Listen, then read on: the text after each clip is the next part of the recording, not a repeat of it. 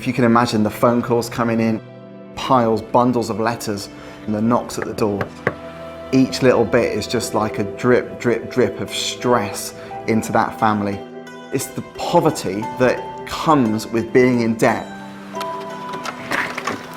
Hiya, I'm Debs. Hiya, nice to meet you. We send local church people into people's homes to help them and support them through a professional debt counselling process. Right. We will collect all of the information that will give us a full financial understanding of their situation. We'll take all of the paperwork away to create a budget that is manageable, livable, but also will stand up when we start to take on the creditors. All right, thanks very much, Nicola. And then over a period of normally about 3 visits, we will get them back onto a financial even keel where they can start to feed their family. They can also start getting their debts paid back. It's been about a year, able and father debt free. Brilliant. So it's like, yes. That's really good. We're reaching some of the most marginalised in society, some of the most vulnerable. When you take that pile of bills away from people, people just talk about pressure lifted off their shoulders. When you see people's lives turning around, the physical appearance of people change.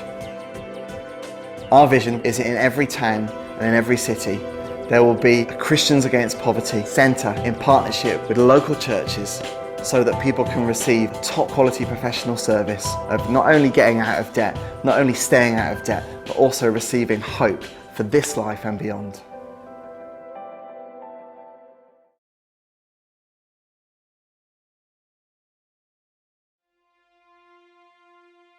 Tens of thousands of pounds worth of debt, 20 credit cards, 3 personal loans, creditors phoning day and night. If I had to, then I would. This is really what people are living with. The stress, the difficulty, the anxiety, feeling weighed down, burdened, guilty. It's not wrong to struggle with money. It's wrong to struggle with money silently.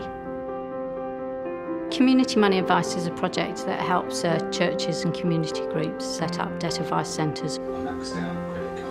It takes absolute beginner volunteers and trains them to be able to give face-to-face debt advice. What is the client going through that's taken them to be brave enough to come and sit in front of you?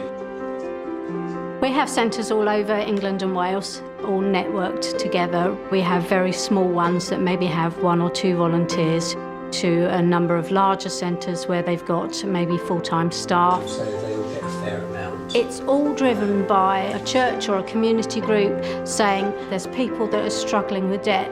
We think we can do something to help. The whole ethos of Community Money Advice Centres is about the whole person, giving them the tools to actually put their lives back together, but also to get out of debt and stay out of debt.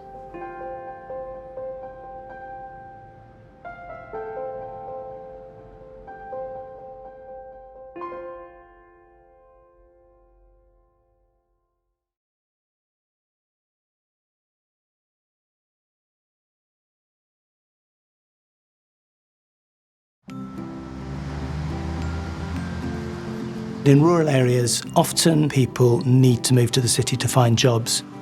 So brilliant opportunities through the church to reach out and connect with people in the community. Germinate Enterprise helps people think about whether they could start a business, what kind of business to start, and whether that business would be viable. Build confidence and also give a mechanism for how you can set that business up. It's 6 sessions, typically run once a week. The first session looks at what kind of business should you start if you start one, and the remaining 5 looking at is that business idea viable, and turns into this mini business plan at the end. It's to create a website for travellers. We've had a whole variety of people on this course. People that want to set up a cafe or maybe a social enterprise, people setting up internet type businesses. 60% of the people doing the course a year later were running a business able to support them and their family. I've got a background in fashion and I've always wanted my own business, so now I finally got the guts to do it. This is about helping people create a job for themselves and perhaps other people. It also can build the links between the church and the community, because this is something practical that people will value. You've always got that encouragement from the team, My dream is to have 1,000 facilitators across the country running this programme once a year. Think how many jobs that could create. Now that would be transformational. Okay, thanks, Clara.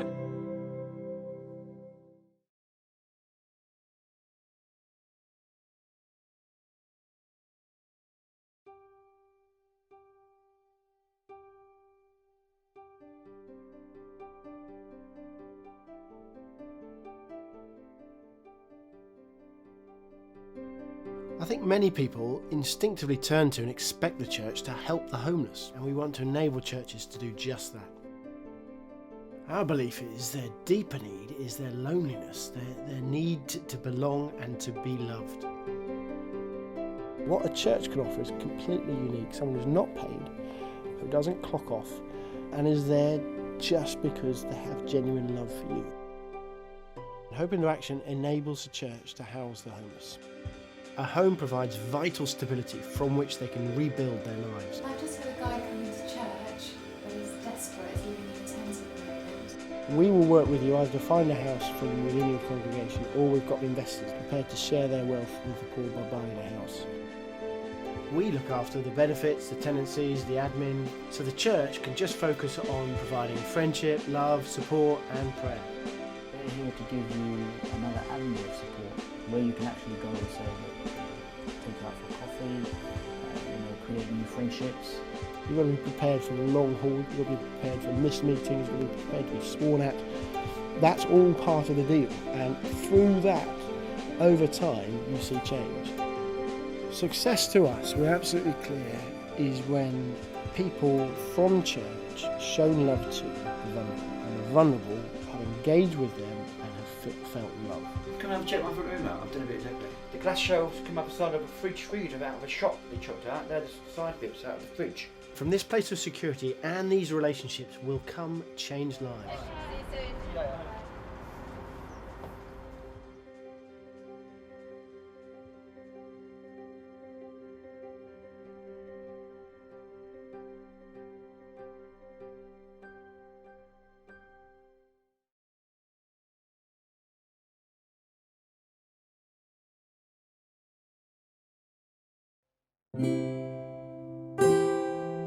The moment the teenager walks out of their parents' house, the moment the man leaves because his wife's chucked him out, the moment somebody can't pay their rent and their landlord turfs them out onto the street, there would always be somewhere for that person to go. Shelter in a Pack equips churches to help homeless people by providing them with shelter through the winter months. A night shelter involves a church hall being set up with beds, food has to be prepared, and the secret is that these homeless people need someone who's going to be a friend to them. You can be somebody who likes chatting to people, a woman who's good at cooking puddings, somebody who likes playing chess. It's not something you have to say, I'm going to do this every night for the rest of my life. You're going to do it for a few months, and then you have a break, and then you can pick it up again the next year. The pack covers all the procedures and guidelines that you need to actually make it happen. A winter shelter project isn't something that one church would set up on its own. It's going to involve a network of churches. Any church that has a hall can be part of it, and it doesn't have to be a big shelter. Most shelters only accommodate about 15 people. Whether they're a migrant, or a destitute asylum seeker, someone who's been in prison, whether they've deserted their family, they still deserve somewhere to live. Have a great sleep.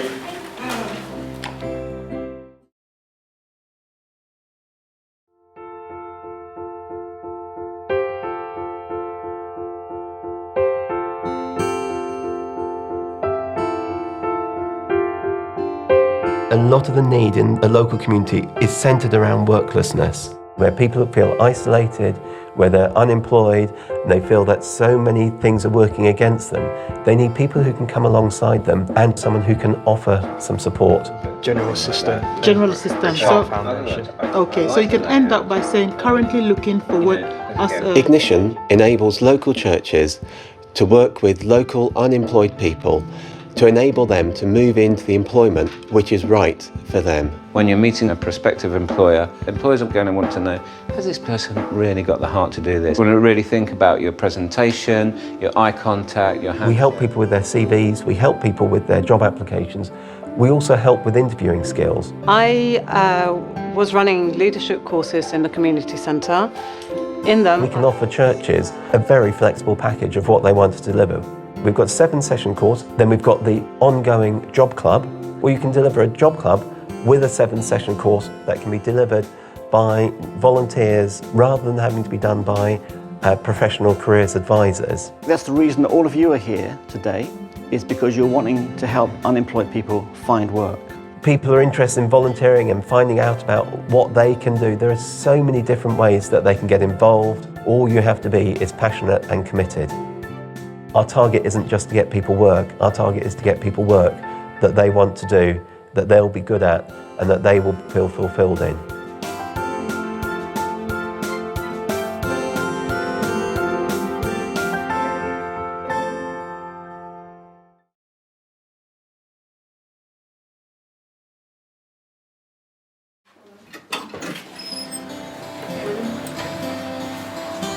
When you go out and you meet someone and they're extremely vulnerable, their friends have left them, or their drinks have been spiked, or they're in a gang and they want to get out, and you are spending time with them to say, I don't mind who you are, I don't care what you believe, I don't care how you look, I don't care how you dress, I want to stay with you until someone comes to pick you up, I want to make sure that you get home, or I want to make sure that you find an exit strategy for this. Because, you know something, I care for you. Pray for me, I can't get home. A street pastor is someone from a local church who goes on the street between 10 and 4 o'clock in the morning to care, to listen, and to help people. And he walked up the other side of the road, right, with his Jack Russell leg coming back. So what we do, we equip people by training them to serve people on the streets. There are some 13-year-olds who are also... You could be 90 years of age or you could be 18. We give you all the tools so that you could be effective in serving your community. It's not about the amount of people you talk to or help. The fact you could spend all night with one person, that's enough. That's it. That is what you're there to do. No, I'm not forgive. There's too many people looking down people. Because making people feel valued is far more important than you call the ambulance 20 times.